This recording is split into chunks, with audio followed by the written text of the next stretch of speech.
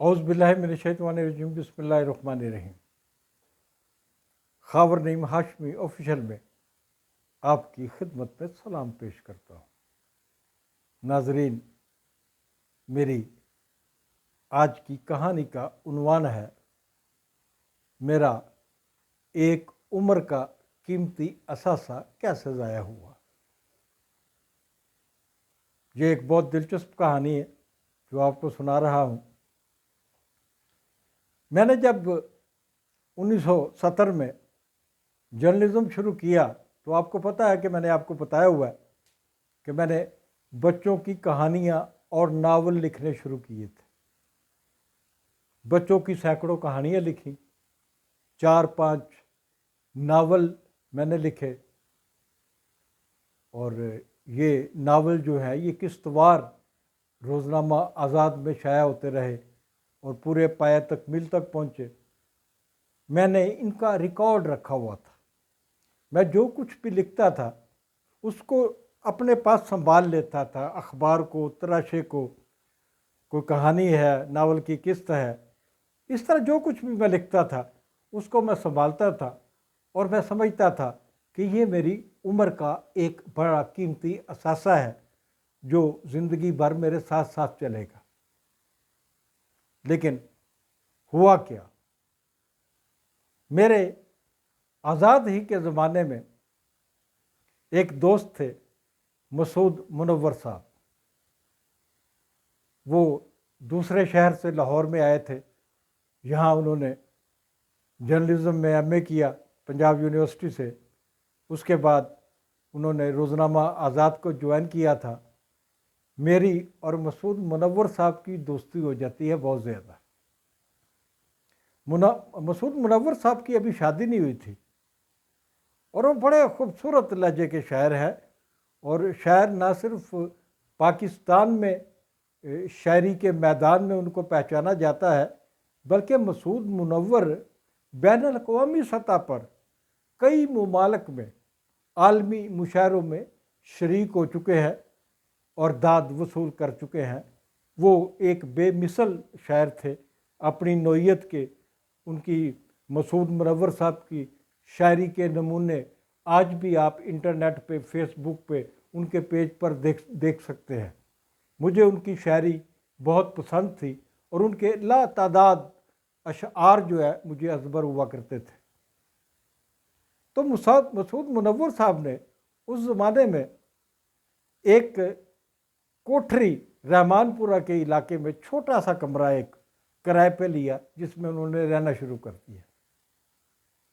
ایک دن میں نے سوچا کہ میرا جو اخبارات ہیں، تراشے ہیں، میری کہانیاں ہیں، میرے ناولز ہیں جو میں جمع کرتا رہتا ہوں تو گھر کے ایک گوشے میں رکھتا رہتا ہوں، کہیں وہ ضائع نہ ہو جائے۔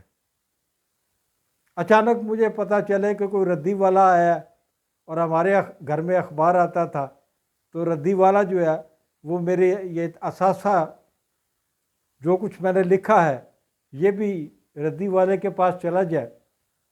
تو میں تمام اثاثہ اٹھاتا ہوں، اپنا ادبی اثاثہ، اور اسے مسعود منور صاحب نے جو کوٹھری لی، جو چھوٹا سا کمرہ کرائے پہ لیا رحمان پورے میں، وہاں پر منتقل کر دیا، اور میں یہ سمجھا کہ اب یہاں پر یہ محفوظ ہو گیا ہے اور اسے میں کتابی شکل میں لاؤں گا۔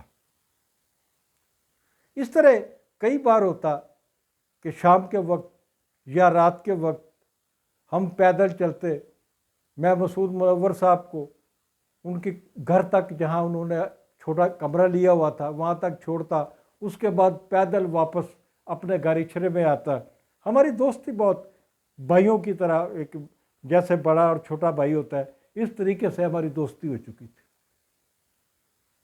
ایک دن کیا ہوا جب میرا یہ قیمتی اثاثہ ضائع ہوا، کیسے ہوا یہ واقعہ آپ سن لیجیے۔ ہم اس کمرے کی طرف بڑھ رہے تھے، اور اس کمرے کے نزدیک تھے جہاں مسعود منور صاحب رہتے تھے۔ چند قدم پہلے ہم نے دیکھا، پہلے بھی دیکھتے تھے، کہ بہت سارے آوارہ لڑکے برا جماعت دیکھتے تھے، سڑک پہ بیٹھے ہوئے ہیں، सड़क के किनारे बैठे हुए हैं, या जो थड़े बने होते हैं मकानों के बाहर, वहाँ बैठे होते हैं। उस रात जब मैं और मसूद मुनव्वर उस कमरे की तरफ जा रहे थे, तो हमें चरस की बहुत ज़्यादा स्मेल आई। हमें महसूस हुआ कि आज लड़के जो है वो ज़्यादा मकदार में चरस पी रहे हैं, जो हमें बहुत नागवार, उसकी जो बू थी वो बहुत नागवार गुजरी। तो मसूद मुनव्वर साहब तो खामोश रहे। मैंने अनजाने में ज़ोर से कह दिया कि चरसियो, कल तो इत्थे तुसी नज़र ना आना सानू, जे कल तुसी इत्थे बैठे तो तुहानू पुलिस के हवाले कर देंगे।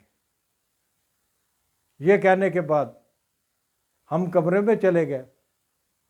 मसूद मुनव्वर ने उस रात मुझसे दरख्वास्त की कि चलो आज तुम भी यहीं सो जाओ, हम आपस में बातें करेंगे और गुफ्तगू करते करते हम सो जाएंगे और सुबह तुम घर चले जाना। मैंने मसूद मुनव्वर की बात मान ली और मैं मसूद मुनव्वर साहब के कमरे में ही ठहर गया। अभी सोए हुए 3-4 घंटे ही गुजरे होंगे, अभी सुबह बेदार हो रही थी, सूरज तुलू होने वाला था, तुलू नहीं हुआ था, तुलू होने वाला था कि उस कमरे का दरवाज़ा ज़ोर ज़ोर से खटकता है। मैं दरवाज़ा खोलता हूँ तो सामने एक नशई हाथ में चाकू पकड़े हुए खड़ा हुआ है और उसने कहा, रात को हमें गालियाँ किसने दी थी? और उसके बाद वो चाकू का रुख मेरी तरफ करता है। मैं जल्दी से मसूद मुनव्वर को उठाता हूँ, उसका हाथ पकड़ता हूँ और वो अपनी आंखें मल रहा है, मैंने उसका हाथ पकड़ा हुआ है। हम वहाँ से दौड़ लगा देते, वहाँ से दौड़ हमने लगा दी और उसके बाद उन नशइयों के खौफ से हम उस कमरे में कभी वापस गए ही नहीं और हमारा वो असासा उन नशई लोगों ने रद्दी के तौर पे बेच दिया, या वहीं पड़ा का पड़ा रह गया, या वहाँ उस कमरे के मालिक ने उसको रद्दी में दे दिया, ये मुझे मालूम नहीं।